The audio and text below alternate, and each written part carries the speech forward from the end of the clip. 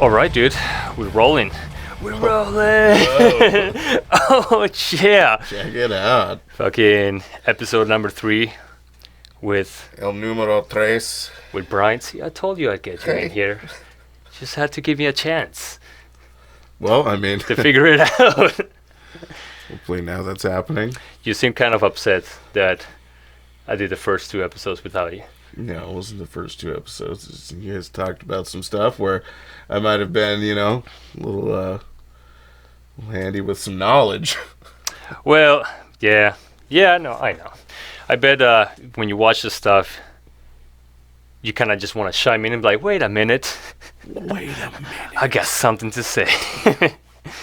Always got something to say, man. Anyways, so what do we got here? Oh, God. Of course we got some Twister Creeks. Good, finale. positive vibes, delicious taste. Always good beer. In these times of uncertainty. Yeah. One thing can be certain. This is a delicious beer. Well, one thing that's certain is that liquor stores will never close. No. Even during a pandemic, so. Thankfully. Oh, yeah.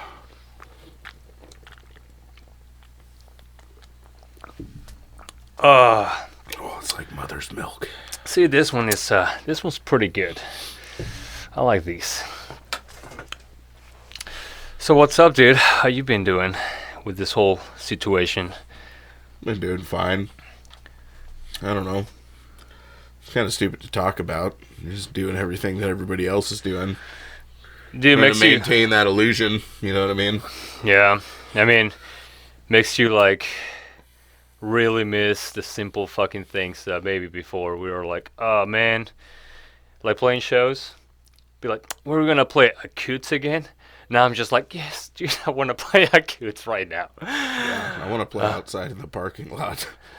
Yeah, or have any like plans. I mean, fuck, we were in the middle of recording, and then that went to shit.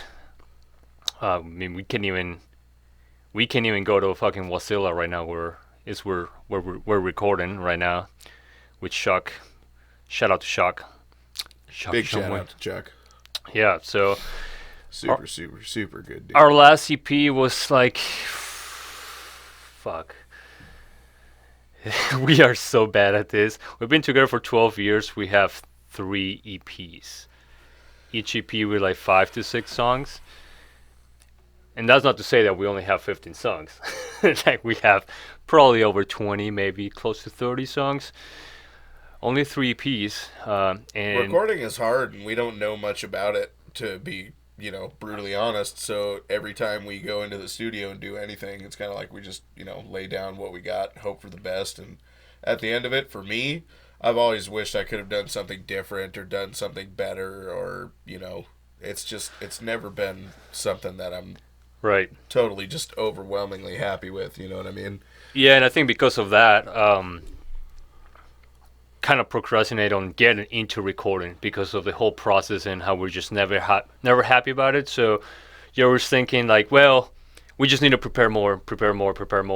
And then when we're going to record, it's like, I'm not prepared enough. It's like, well, dude, you have like 5 years since our last EP. Yeah. It's probably been like 5 years since our last EP. Nah, can't be. Fucking the last one was with Surreal. Yeah, and when you're in there, it's as time goes by, you learn things as a musician. Like if I can even think back to the drummer that I was when we were recording with Surreal, it's just my confidence level was not all there. I didn't know a lot of things that I know now, and for a long time we just we shot from the hip, just having fun, being aggressive and stuff like that. No, me. I've learned a lot about I don't know, just being a musician in general, and especially being a drummer, learning how to make things tasteful and try to do something that sounds actually legitimate. No, me. I only get worse with time. I was probably a better guitar player back then. Maybe not. I'm not a worse guitar player. Maybe I'm a lot different since we decided to stop looking for second guitar players. So everything we write is kind of centered around just one guitar. So can't can't throw a lot of riffs that are meant to be harmonized. I'm probably gonna do a lot of harmonies on the recording, but I try to write it in a way that's how we're gonna play it. So the way it's gonna sound in the recording, Right. it needs to sound like that live. Of course, I'm gonna throw a couple things that I want to do, but I'm just not a fan of those bands that do a bunch shit in the fucking recordings and it sounds amazing, and then live is super simplistic or doesn't sound near as the recording. So, but man, just so frustrating, man. We finally got around recording, Yeah. and then this shit happens, and it was like, oh, of course this would happen. Finally, we got around to it, and of course this would fucking happen. Absolutely. But anyways, man, fucking. Yeah, it's a difficult process. Recordings, I mean, to me, it's not like it's not fun, but man, there's nothing to it but to do it. It is Until the not moment fun. that you sit down, it's like, what are we doing? Dude, it's no fun, this but is the first time that I've ever laid down a few tracks and felt like pretty solid. yeah, Even though next time, like I said, I'd like to have my own gear there, but right. Yeah, it's not fun, but I think this time around it feels a little bit different. Like the little bit that I heard when you lay down your tracks after I did the guitars, and then Ryan did his vocals. I was like, holy shit, man! I don't know if it's me, but this already sounds better than anything we've ever done. It just sounds good. Sounds aggressive. Sounds super metal. In the past, you listen to shit back and you're like, yeah, what? I'm not feeling it. I mean, I guess that's us, but right. Well, I mean, I felt like we tried to, not outdo each other, but felt like it was really important for all of us to bring something really extreme to the table. And, I won't say that I toned it back, but I just learned like what's important to serve a song. I used to try to go over and above and do things and ultimately the end result was like, what I was trying to do was only a few seconds long and nobody would fucking hear it anyway or pay attention to it. And not only that, but, like I said, it was gone in the blink of an eye. So what's more important as I've realized is just to make things, like what you do play, make it, I guess, memorable for lack of a better term. I mean, something that can actually like hold water and actually sounds good and serves the song properly, and it doesn't always have to be the most amazing thing that anybody's ever came up with. Right. It's really hard not to repeat yourself as well. So I mean, that's probably the biggest thing that I face in recording is when it comes down to listening to what I actually play, because I'm never on the other end listening to myself. Well, that's exactly how much you repeat your shit. That's exactly the most God. frustrating thing about just being the one guitar player, because I do feel like, man, when you're the only guitar player, it's hard not to write stuff that sounded kind of like the previous stuff. It's just like, I don't know, it's really hard to break out and start doing new stuff, and it takes a long time to do that. This next album is definitely going to sound different from our previous ones, and I think it's because it's taken these past years that it's just been the four of us, not another guitar player for sure. But I don't know. We'll see. I think 2020 depends on what happens. We'll have a new EP. Shit, man. I thought before the summer we were gonna have it done, but no way. Probably not. No. The good thing about us though is we're not going anywhere, so it doesn't matter what happens. That's true. We're just gonna be here. We're literally gonna be probably playing from the grave. Fucking 12 years, man. 12 years in January. Going on 13. We've got no reason to slow down. Music is fun, but you know what I miss? What? Doing other things, like off-roading. Wow, dude, I've been thinking about that. It's like, they keep pushing it like, 15 days. Oh, at the end of the month. Oh, another month. And it's like, whoa, dude, summer's coming up. Yeah. if you're going to tell me that I can't go four-wheeling here in the next 2 months, you're out of your goddamn mind. Yeah, Alaska's going to be full of all kinds of people just getting fucking hammered. Well, I saw it. I even saw that like just recently when they pushed the Hunker Down for, because it was supposed to be up on the 14th, and they pushed it till the end of this month. And it was the first time I saw in like comment sections, people were like, "All right, dude, what the fuck? you know, we're trying to follow this fucking guidelines or whatever, but so I can see there's a lot of people that are not very happy uh, with the new guidelines, and they keep pushing this.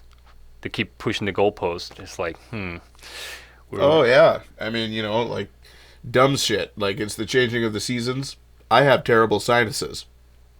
Here soon, I'm about to have a runny nose all the time and just all that shit. They're gonna be like, "Oh fuck, you're sick, dude." I'm gonna be like, I don't have that Rona, y'all.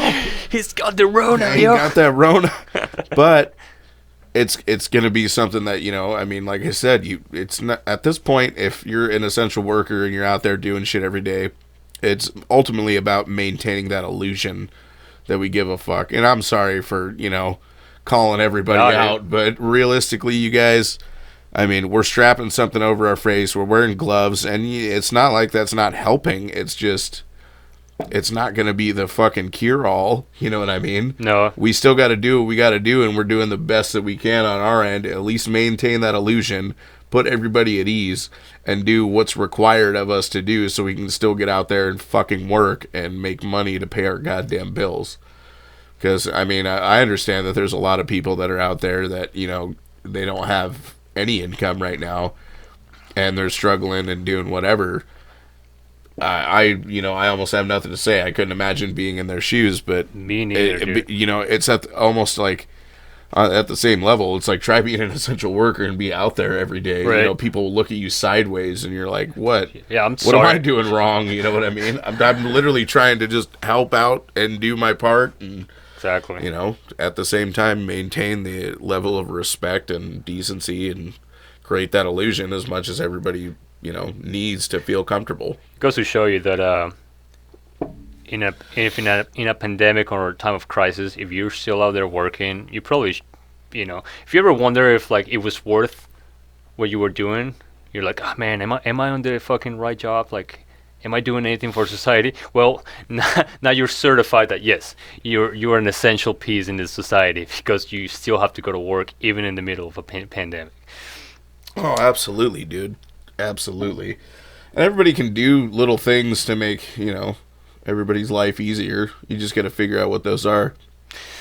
I love to go out of my way to just make people's, day, life, whatever, easier. Tiny little gestures can go small, some small can be fucking monumental to somebody that's going through some shit like this, that doesn't understand it or might be, a lot more fucking scared of it than you are, kind of a thing. Right. So, whatever you can do, I guess. Anyways, it's hard not to mix like our music and like our plans with what's going on because everything's just everything now is mixed into it. Like we're talking about our EP, but it's like, how can we talk about our EP when this is happening? Like, I can't tell you when's the next time we're gonna record. I can't tell you when's the next time we're gonna have a show. And dude, like, I get it. That's not essential, but man, like, kind of why people go to shows to fucking release some fucking stress, to fucking have some fun, and forget about the fucking world. Like, cause when we go to play music, I mean, and you see a mosh pit and you see fucking people just moshing or headbanging or whatever, it's like all this release of fucking energy. What are these fucking people doing right now? It's like, damn, dude. I mean, it's hard for us as musicians, but man, these guys that, they don't live to go see shows, but, they release some fucking stress by going to see live music, and everybody just cooked up at home. It's like, fuck, dude. It's starting to get to me, I mean, as of recently, man. I was pretty much like, okay, well, let's do what we can, and I'm doing what I can. I'm pretty much just going to work and going to the grocery store when I have to. But man, I'm starting to just like an addict, just shaking, man. I'm just like, oh, dude, I need to play music. I need to have some band practice. Doing weird shit. You're like, fuck, I'm gonna brush my teeth in the shower today, man. Fuck, dude. This. I started actually watch me get crazy. Playing guitar at home more often, which I play never your guitar did. in the shower. Yeah, dude. You got a fucking shower guitar, bro. Yeah, I wrote a sweet riff in the fucking shower. No the other way. day. This one's called Soapy and Wet. Oh man. Could you guys imagine Enzo Soapy and Wet? Good Lord. Sorry. Anyways, Imagine the comments we're going to get from that. Good Lord. it's like, I've seen him yeah, wet. bro, all I've seen the him time. wet a lot. And It's like, yeah, dude, all the time. I don't know if there's ever been any soap. When he gets really, really drunk, he likes to take a bath. So be ready for that. That is so. That is like. Where's Enzo? Check the bathtub. Check the bath. He's probably there. Oh, dude, I don't know why. I don't know where that came from, dude. But that's my to-go move, man. When I get super Really hot wasted, bath, too. yeah, dude. Like the hottest bath And ever. when the water gets cold, I try to fucking turn the water back on. And whoever I'm with at the time, they'd be like, "Get out of the tub! Like, come to bed." I'm like, "No, just refill it. Refill this bitch." I don't even know. I don't even know where that came from, but yeah, that's kind of my to-go move. That's only when I'm super fucked up. It's an old Colombian drunk trick. Back to simpler times, man. Again, like, we're how, like, not that long ago we were complaining about the lack of venues in Anchorage, and kind of why the local music scene is fucking dead, man. It's dead over the lack of venues. There's only bars to play. There's not all ages venues. And back in the day, there was so many fucking places to play. There's so many bands to play with. And now we're here where, before this pandemic, where there's a decline of, like, bands. Like, So many musicians everywhere that you forget about. And you know what's funny that reminded me of that is literally yesterday I saw fucking Hutch White at a gas station oh yeah, in Wasilla. I was like, oh man, you'd recognize that face from almost anywhere. Shout out to Hutch. Did you say hi to him? Shout out to Dopiate. I'm talking Pat, Ross, Captain Trips. Snakes crew, bro. Snakes for life. Snakes for life.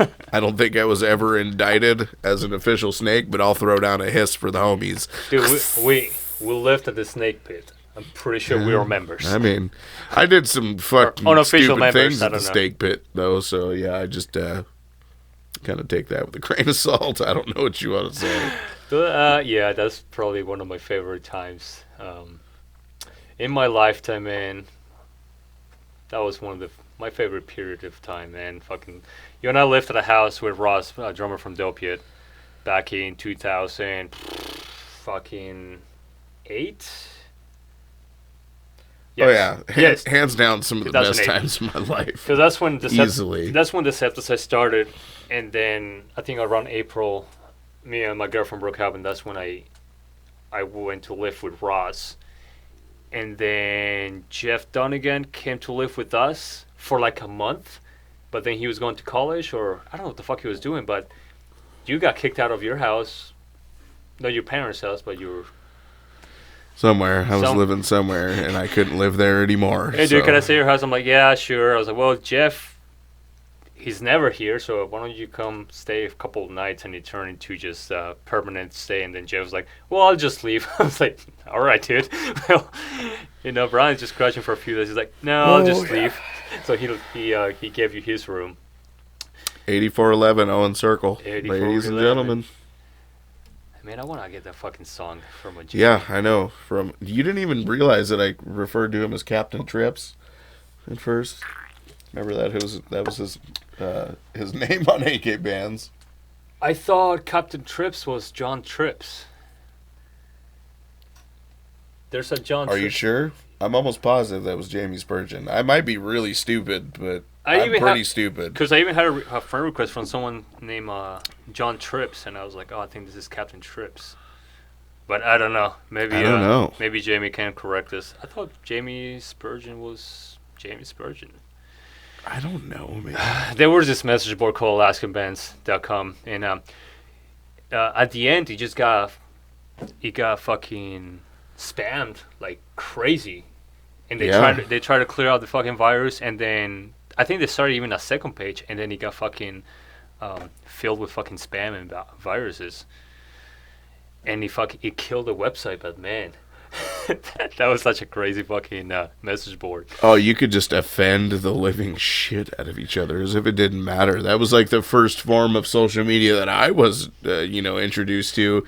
So I thought, it's kind of like my dad, the way my dad treats Facebook now. He just says whatever the fuck he wants and just blasts it off there as if there will be no repercussions. Except that I used to do the same thing. Except that your dad's name is your dad's name. So right. when he talks shit, it's like, oh, what was I? You was were like Eater of Souls. You were the or Temple. Temple of Temple Souls. of Souls. Temple of Souls. I was Enzo MIJ, but that was the thing. If you open an account, you picked a username, so you didn't really have to display your name. So nobody. But everyone knew. Everyone knew. We all knew. Not everybody, but there was ways to find out. But sometimes you find out when you went to shows, and somebody will fucking like open it up, be like, "Oh yeah, I am this and that on Alaskan bands." Like almost. And you'd be like, "Oh, you're that motherfucker, man!" Everybody was there too. Fuck all the dudes from like fucking Bloodfist and Corruption and shit. Like Mercy was there. Mercy was there. Corey was there. Corey was always super clever with his post. Right. Yeah. I feel like that site taught me how to use emojis. Yeah. Well, that site. Oh god. I was telling Ryan in the last podcast, like, we were so fucking immature back then.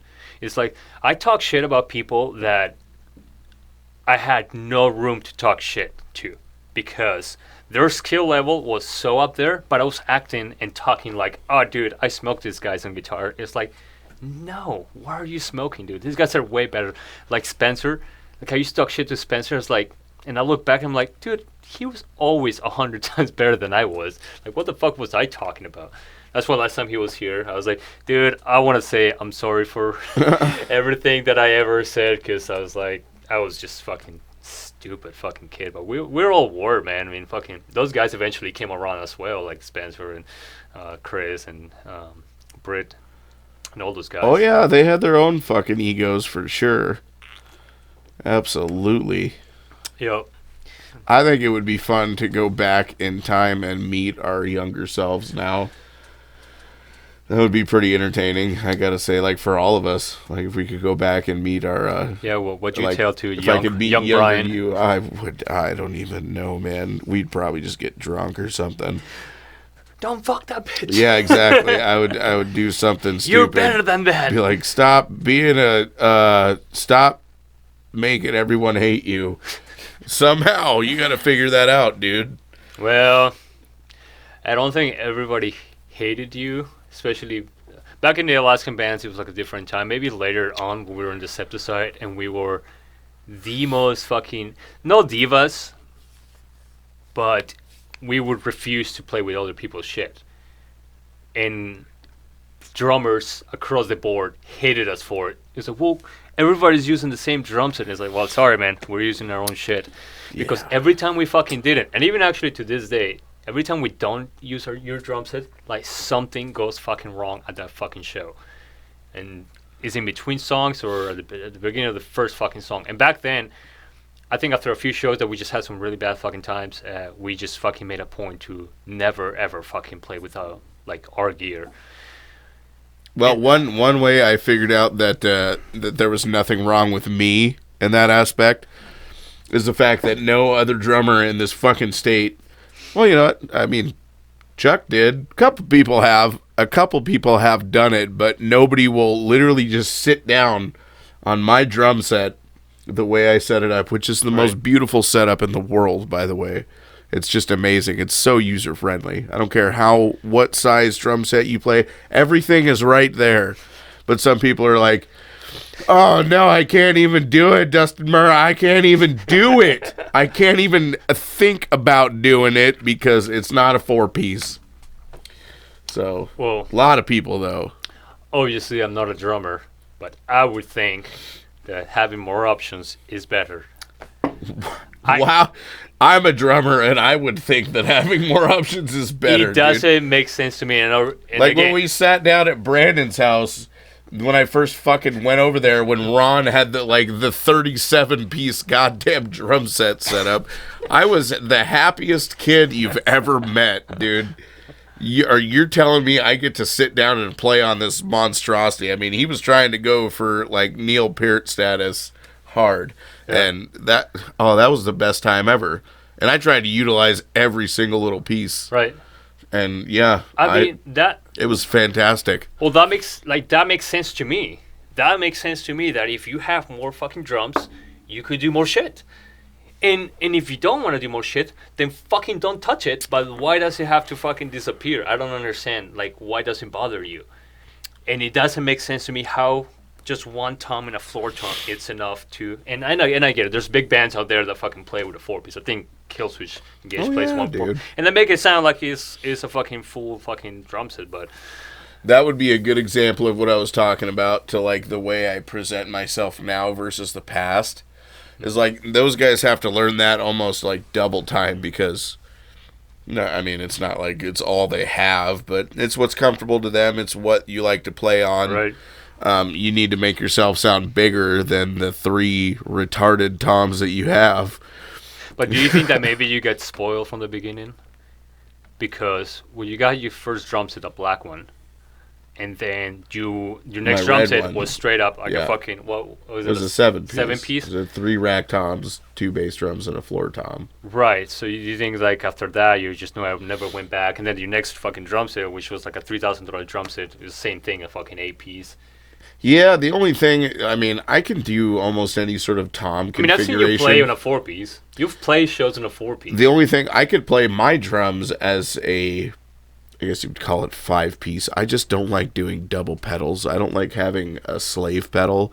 I like to have 2 bass drums. If I were to have any configuration, I would just seriously appreciate that I have at least 2 bass drums. Because I'm not very good with a slave pedal. Having my left foot just have its own drum and own pedal is pretty monumental to the feel of what I do. I don't know. But I don't know. Again, it's like maybe we spoil ourselves from the beginning by having these big drum sets, so it's kind of hard to ever go back to. Even though you did cut back on one of the fucking toms, you used to have 3, now you have 2. And, well, I even thought about for recording bringing my 3rd tom in there. Sorry about the extra noise. But I don't know. Like, it is really nice. It's fun, but I want a different style mount if I'm going to mount it up, and that's been one thing that's held me back too, because when I used to use it, I kind of set it up in a funky way that's like really hard to move once you set it up, and there's a totally different way that I want to set it up with 3 toms, but I need a different stand, so I just haven't gotten around to getting it. But playing on the 5-piece, just the 2 rack toms, the floor tom, and the 2 kick drums, that's a really solid setup. But I get it, man. It's plenty versatile. Yeah. We always stood behind you because, my example as a guitar player is if at a show somebody tells me, well, dude, everybody's playing through this fucking Fender Strat. And now some people out there are like, well, dude, what's wrong with that? Well, fuck, man. Have you seen my guitars? Not only that, maybe not the guitar, like fucking, everybody's playing through this combo solid state amp. Everyone is, to save time on stage. It's like, oh, so should I leave my fucking stack at home?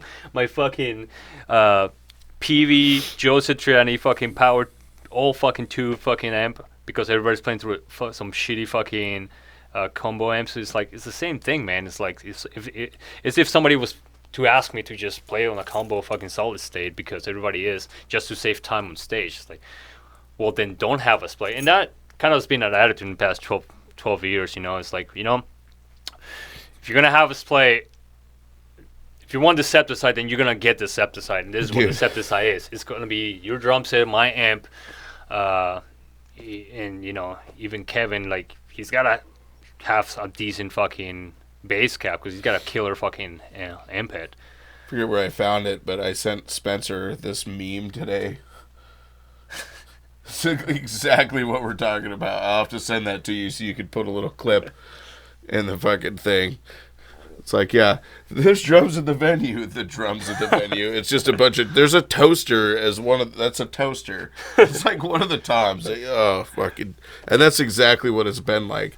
And it's kind of hard to explain. Some drum sets, they're just not as versatile as others. Like, they don't have so many adjustments. You can't do weird stuff. Like, I've had a big problem with other people's sets, like trying to adjust things to where to work for me, but I've never had a problem with people using my stuff. Right. Because my shit's like super adjustable. Right. And yeah, I mean, even if I have to set somebody up a 4-piece, I feel like they're always really happy with it. Well, remember that drum set? I forgot what show it was or whose drum set it was, but that their fucking rim, like, it stuck out so much that we couldn't fucking put our triggers to it because they wouldn't touch the fucking head. Yeah. There's all kinds of weird stuff. And I was like, what? What is this shit? I don't even know what we end up doing. I think we fucking ended up putting pads behind it to see if we could make some contact, but it's like, dude, it's like, if this is a drum set for the fucking venue, I can't even fucking hook the triggers to it. What the fuck is that shit all about? Yeah, every brand is different. I mean, I'm sure it's no different than guitars, but yeah, there's lots of drums out there that I'm not super keen on the brand. Pretty much a Pearl guy. Shout out to Pearl. Daddy needs a sponsor. Let's go. We know you're watching, Pearl. Nah. But what would you say is the thing that you missed the most in the early days? The early would days, you say besides being in good shape? Would you say venues, bands, the scene in general? Well, you know, it was probably the times, dude. Like, the age and the group and the camaraderie between all the bands. You know, like, now we've all got a lot different responsibilities, you know, parenting, everything else under the sun. These goddamn kids, man. Getting in my way of my fun. And, you know, I feel like it's almost like I don't even feel like I'm doing this podcast a whole lot of justice, but, you know, because, like, back in the day, like, whenever I spent some time with people or just anybody, I mean, you know, I felt like I had to make it just, like, an experience. I always really wanted everybody to be my friend, you know what I mean? And, like, I don't know, all the bands we used to play with and stuff like that, I made damn sure that if we ever had time to hang out or party or, you know, whatever, just, or even be on stage, like, I love, like, running on stage and just goofing off when my fucking friends' bands are playing, you know? Like, there's been plenty of times at, like, different big shows where, like, I ran on stage at, like, the Kenai Summer Meltdown and, like, tossed CDs in the crowd for Corrupture. I remember one time I got on stage and I put Spencer on my shoulders while he was doing a guitar solo. I mean, dumb little stuff like that. I used to, Omerta, I ran out on stage and picked Riggs up, because that's one thing I used to do with Riggs a lot, was I was always just pick him up every time I saw him. But I'd, like, run out on stage while he was playing guitar and just pick him up, throw him off. Fun stuff like that. I mean, basically I tried to make sure that, you know, any experience that anybody had with me is completely unforgettable, because that was, I mean, to me, that's what it was all about. It was about just totally fucking wrecking house and just not thinking about the consequences of tomorrow. You know what I mean? Hey, man, you know what? As time goes by, those memories and everything that we've done and all the fucking dumbass times that I've goofed off, or all the fun that I've had. Well, it's like I was telling Ryan. It's really nice to look back on. At this point, our friendship is fucking bulletproof, man. Like, after all the shit that we've fucking gone through, it's hard to think a scenario where we're just not friends anymore and then we're just not gonna play music anymore. And even if I think that if for any fucking reason whatsoever we can't play fucking music, I mean, I lost a fucking arm. I mean, we're still gonna be friends, you know. But and probably figure out a way to play music. Yeah. You know, if Def Leppard can do it, fuck, Enzo could do it. Nah. But, you know, I don't know if that made any sense, but I just, you know, the times we've hung out with, like, Turbid North or anything, I just got to make sure that anytime I'm in a room or something, you know, I'm going to be the master of all fuck-offs, I guess. That's kind of it. Sorry, you guys have to hear that? Making sure to have a lot of fun. Yeah, man, we had some fucking parties back in the day, man. I've pissed a lot of people off, but I've also made a lot of people laugh, and I live for them both. I live for both of those moments. Well, you go back and forth, like with Chris, with Boops. You guys were going back. Oh my God! You guys were going I love back and Chris forth so much, but it's like at the end of the day, big problem is I am the bigger asshole. Not only that, but I'm probably the bigger drunk. Oh my God! Yeah, talk about people that you've been friends with for a long time. Absolutely love that motherfucker, and I'm absolutely ashamed of some of the times that I've been way too drunk in his presence. We've argued over the dumbest fucking things you've ever heard of. God, it's so bad, man. And you know how once you start my mouth when I'm drunk, oh my God, I'll say the most obscene things, and I just really don't care. But at the same time, I do care, and I love everybody. I'm sorry. Well, the next day, I always get that text like, "All right, Yeah. I'm sorry." Oh my God. Didn't mean any of that. Yeah, I've done that shit, man. I did that with Christian from Sid and Ashes. There was a period of time that I feel like I you don't know. told me about that. Yeah, Didn't you guys like scrap one time? yeah, dude. I think at Coots. I was being a fucking asshole to him, but it wasn't Yeah, even. he used to do that shit too. It wasn't even at one time. I think it started at the Avenue, and I was fucking with him. And it's so weird to even just fucking say that because it doesn't make any sense. I fucking love that guy. He's super fucking nice. Like, he would never be an asshole. Never seen him being an asshole. Never seen him upset. But I remember I fucked with him at Coots. Not Coots, at the Avenue, and somebody told me I was being an asshole to him. And the next day, I apologized to him. But on those times back in the Avenue days, I mean, oh god, we were drinking quite a lot. But then there was a show, Coots, and I was so stupid, man. I start fucking with him, and he started getting upset, and then I like pretended to take him down, like I went for a takedown, but I didn't take him down. But he got so upset that he took me down, put me on my back. He had me pinned down, and with his fist fucking cuffed, man. And he was like, "Dude, stop!" And I kind of like woke up in the middle of like the drunk, like I was like, "Oh shit!" Like I thought we were playing, but now you're about to fucking hit me. And I was like, "Okay, I'm sorry." The next day, everything seemed like a dream. It was like, "Oh my god, dude, I apologize to him 100 times. Me and him are obviously cool by now, but yeah, man, this fucking lifestyle, man. Like, we're so responsible now. Like, when's the last time that we got into a bar fight or fucking embarrass ourselves with our fucking friends? It's been quite. It really hasn't been that long, but we feel like it's been a long time. Speak for yourself, buddy. Yeah. Well. Like I said, I'm pretty sure there's not one person out there in the scene that knows me that's got anything average to say. And I don't mean that as in, like, that's something that I've just taken note of over the years. Because every time I fucking see somebody or whatever that I haven't seen in a while, they're like, "Oh, remember that one time you took a shit on my porch or something?" Yeah, let's not talk about that. I'm like, yeah. Oh, yeah. I was just sitting there thinking, like, yeah, I was hammered. We did a bunch of stupid shit because that's what I thought life was about at that time. I think it's that we have a lot of history with this, these encounters that we had with friends, like drunken times and embarrassing times. Yeah, I've pooped on a few things.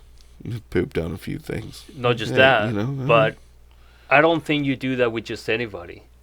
No. I think it's because we have a long history, like Chris or Christian.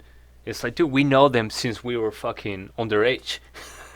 I mean, I'm coming up. I used to get 34, stuffed in the closet at the snake pit because I was only 16 and the cops showed up because we were being loud as fuck.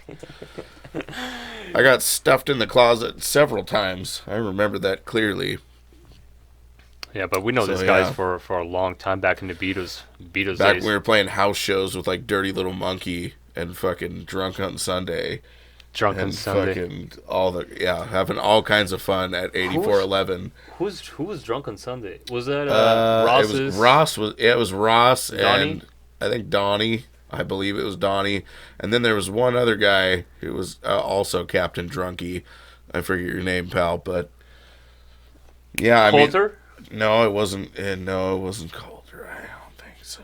I mean, I don't think he played any sort of music. No, he didn't. But he was Drunk a really fun, cool dude. Drunk on Sunday. That was just like one of Ross's band. They're talking about drummers, man. He was one of my favorite fucking drummers, man. Yeah. He was so tasteful and so unique, in my opinion. on his drumming, like in the whole scene at the time.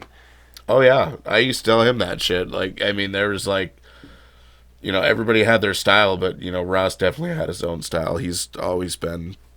Dude, even though I'm on super Facebook all the interesting. time, I don't even know what actually happened with Dopiate.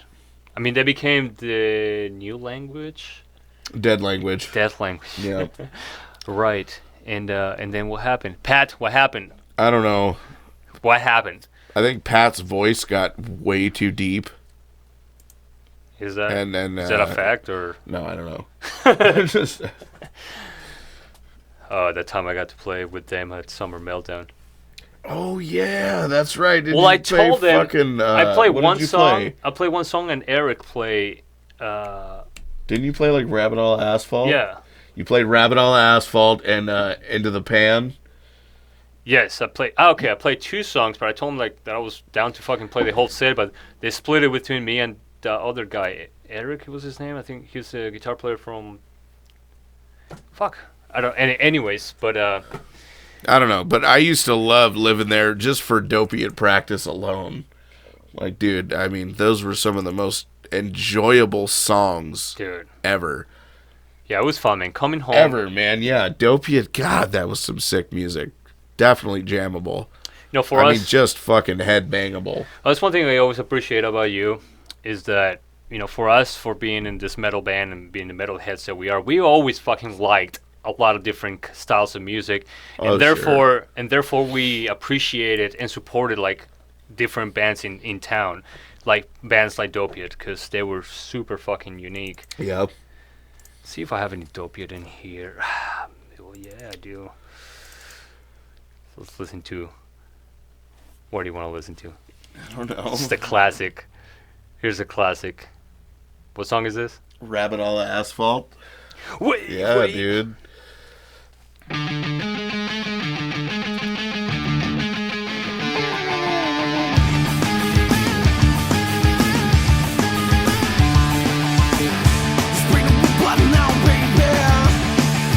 Bam, bam, bam, bam.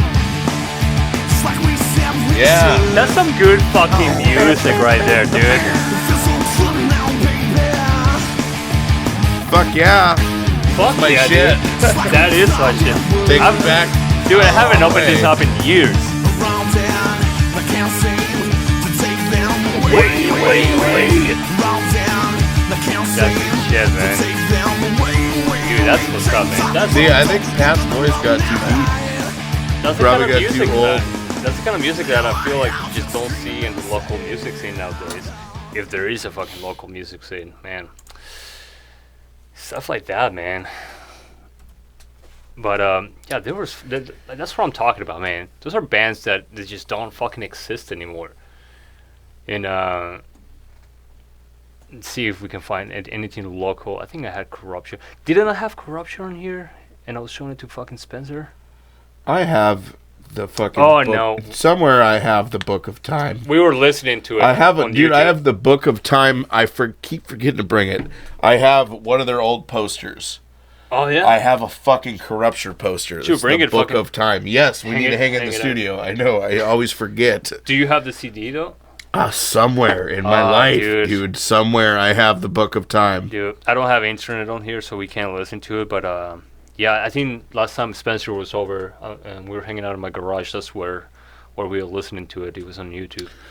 I'm the Prince of Sand. Yeah.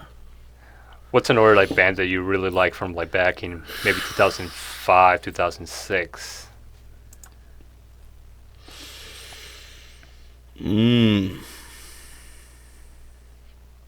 There was well, the only local thing I have here is the Beatles fucking compilation. Really into like Spitshine.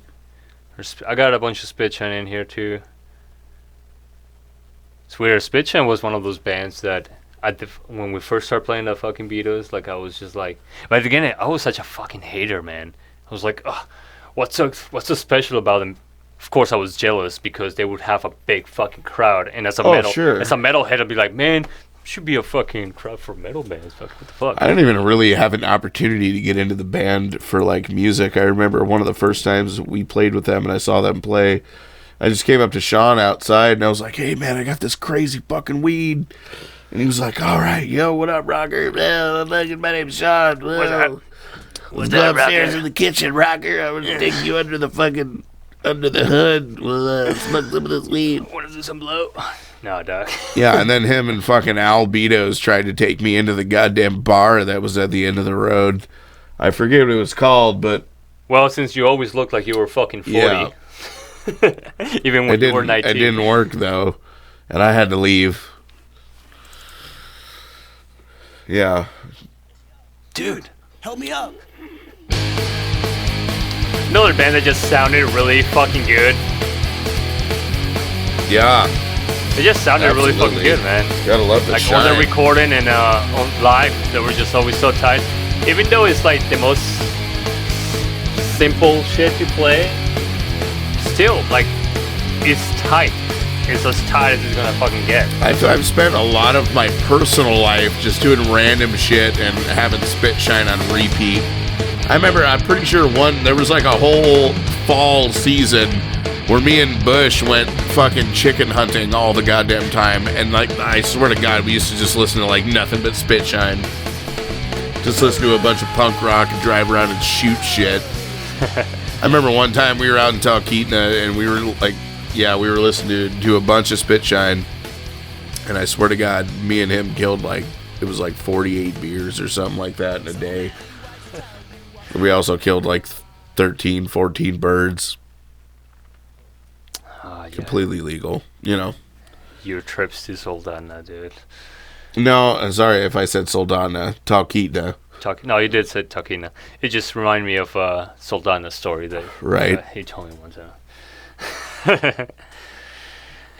Little lover boy. No. No. Lover of fishing and hunting. That's what I meant. Yeah. That's all we ever mean. You wild man. You lover wild man. Yeah, I feel like I was way too unprepared for this. I've got some good shit up here, you guys. We're going to get around to it. Well, you know, I think we're going to have to spread this out, though, because if we just dump everything on the table all at once, we'll be out of shit to talk about here within like a month. So. I think we're going to cut it here in the next 3 minutes. So we'll go back to it. You know, Carl Blocker, man. there's plenty of episodes to come. And Shout out to the Blocker Locker, right? for I want to. any reason whatsoever. I just want to give a big shout out to all the members of 10 High Off Road. Let's see who are the members. That'd be me, you, Bush, Scotty, my big brother Scotty, Carl Blocker, Ross Anderson, obviously the king of fucking off road. The guy had a fucking Toyota. Remember that goddamn fucking thing? Am I too close? Yes. Sorry, but you remember that motherfucker? Yeah, I did. God damn it. He took me for some rides in that thing. I remember one time me and him went off-road, and him and Bush went behind the inflatable dome there. That was like by 8111. And we watched Bush in his old Jeep try to climb up this hill, and it was like straight the fuck up, and he almost rolled backwards. Just like, oh man. And then we heard police sirens, and we all just like smashed back to the house in a big hurry. But talk about some of the king of off-roading and fucking off-road trucks and getting it done back in the day was Ross Henderson, and not only Ross. Did he take that Jeep with him? No, I think the Toyota, something probably happened with the Toyota, but Mr. Buds. Oh, Mr. Bubbins. Mr. Buds used to lead the way. Mr. Buds. I just want to give a shout out to Mr. Buds. I hope the fuck he's still out there. He is. He is. Right. Is Ross still like... Yeah, he's on Facebook. I Love see you. he's- Driving Toyotas? Probably. If I were to have to guess. Did he take the Subaru with him? I don't know, man. The Subaru that was impeccable until Charlotte backed into it like 3 times. I'm pretty sure something like that happened. But, oh, man. Funnest person I've ever lived with in my entire life. I've For never sure, learned man. more life lessons about being an adult than learning from some guy who's like A, the goofiest motherfucker you've ever met in your life, and B, like when you really sorely fuck up as an 18-year-old, like he will let your ass know. I mean, I learned a lot from that fucker. Yeah, when Ross got serious, he got fucking serious. Dude. Yeah, but on top of that, we were so used to him being goofy and just being like everything's fun and games, but when he got fucking serious, he'll let you know, man. Unless you had a good fart prepared. If he was all serious and you could fucking produce a good fart, everything was good. Oh, this snake pit, man. Yeah. Sparkle bombs. Dude, sparkler bombs. Holy shit. Birthday parties. I forgot about blowing shit up in the fucking woods. I remember, it was like somebody lit it and fucking threw it in, and Ross had the spaghetti jar. Just fucking tossed that sumbitch. Kaboom! Yeah, that's when we blew a tree apart, and it was on fire, and he also hit it with that perfect snowball. That's on our DVD, and which by the way, the reason I don't want to talk too much about, Decepticide and the origins of Decepticide is because we have a 2-hour fucking DVD out there that I'm actually going to upload to the page, to the channel. So it's going to be there sometime next week So, but it's everything from where the band started. It's called 1 Year Destruction, and it's basically a documentary of our first year as a band. And on the documentary, we talk about how the band started, and it just shows like our first year as a band, the shows that we played, the fucking parties that we had, and shit like that. The sparkler bombs, fucking. It's all in there. So, I'm gonna be uploading that here next week. We're gonna be tiptoeing into this. I mean, there's a lot of if I start thinking about names of people that I want to talk about that's been in the music scene, that's going to take a lot of time. Oh, yeah, man. Take a lot of time. It's almost time, We're coming up here at 52 minutes. I told you that this thing goes by quick. Me editing shit. It was probably pretty boring, but we'll make it more interesting next time. I've never been on one of these, so I might have been a little standoffish. I don't know. I'll figure out some cool shit. Cause I got a lot of shit. So it'll happen. Lots of people, You just drop like random names like Joe Murda. Yeah, we mentioned him quite a bit on the last one, and shit, it's like one of the guys. Did you guys talk about Joe? Joe the drummer from Murda. No, I did not. Joe Murda. No, he was. Such a weird. I could play a fucking Omerta riff right now. I forget what the song's called, but Riggs knows exactly the one that I'm talking about. I bet that he's wondering right now, like, what the fuck are you talking about? Like, oh, you know which one I'm talking about. It was a one. It was like one word that was like, it's one of those. Like the one-word songs you write, like early on as a band, right? You name it like important or something, or like just aggressively important. Shallow grave, the shallowest grave there was. Like shallow, or like stupid, important. Well, yeah, I think let's wrap this thing up, man. I'm kind of off today too. I'm pretty fucking off. I feel like this was not a waste of time, but I probably could have done better. No, it's not that. It's just that the fucking this situation we're fucking living through. It's just it's honestly fucking getting to me, to where I'm just like pissed off. I just want things to go back to normal. Want people to understand that man, we just can't live in fucking fear.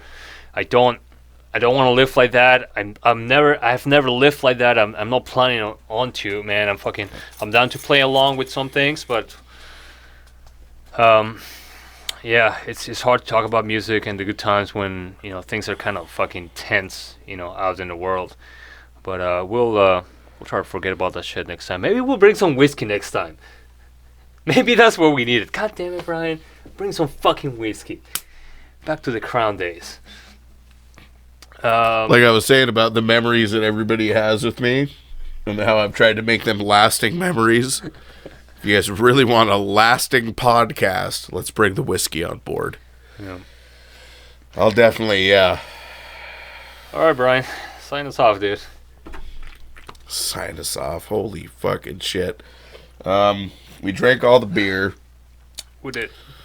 And we talked about a few things. We touched on a couple subjects. A couple of the subjects were a little touchy. Just brush with like a paintbrush. We just kind of. Yep. We'll get into that. I'll try to plan for it better. I think I just wanted to. You asked me what are we gonna talk about. I'm like, God damn it, Brian! If you ask me that one more fucking time, dude, the cool thing about podcasts. We're gonna get there. I got a lot of people in mind. A lot of people. No, maybe just don't overthink it. Exactly. They'll have to come in and all on their own time. You gonna sign us off, or I'm just gonna? How do you do a sign off, bro? Have you not seen Ryan do And it? this is Brian Harris, Menzel, Montana. Signing off. Cheers. Is that how you do it? Or do I? See, it would be easier with whiskey. Like, I love scotch. Scotchy, scotch, scotch.